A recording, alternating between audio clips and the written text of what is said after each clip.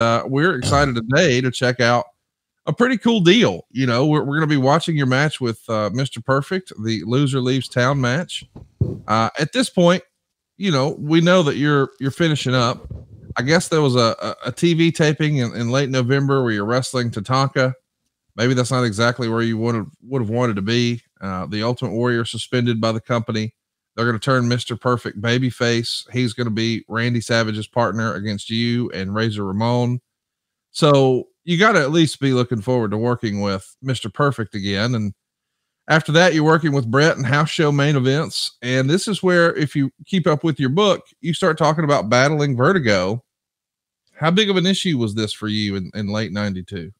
Well, the Vertigo thing happened in Phoenix with Barclay right in the front row. I just, where totally unintentionally, trust me, I just landed wrong on a vertical suplex, and I rolled out to the floor because I couldn't get up. It took me, I couldn't figure out what was wrong. I mean, I didn't have any discomfort. I had no pain. I got up and I fell over. So I rolled out to the floor, and I got up and I fell down again. Then I realized that I had, either I had, I never realized what equal. I knew it. I mean, in other words, I knew my equilibrium was gone, but I didn't know what caused it. It was an inner thing that actually took almost 6 months to repair itself. So when I lost the title to Brett, you know, like I've said to many other times, it was just, I feel terrible because I wasn't at myself. I had serious equilibrium issues wrestling Brett. So he never really got a fair shake at, and I never really gave him the match he deserved to win the title for the first time. Well, just to sort of recap, you actually dropped the title. Everybody remembers you won it at the Rumble in 92. And then later that year at WrestleMania, you're going to drop it to Randy Savage, but you win it back on Primetime Wrestling on September 1st. It airs on September 14th.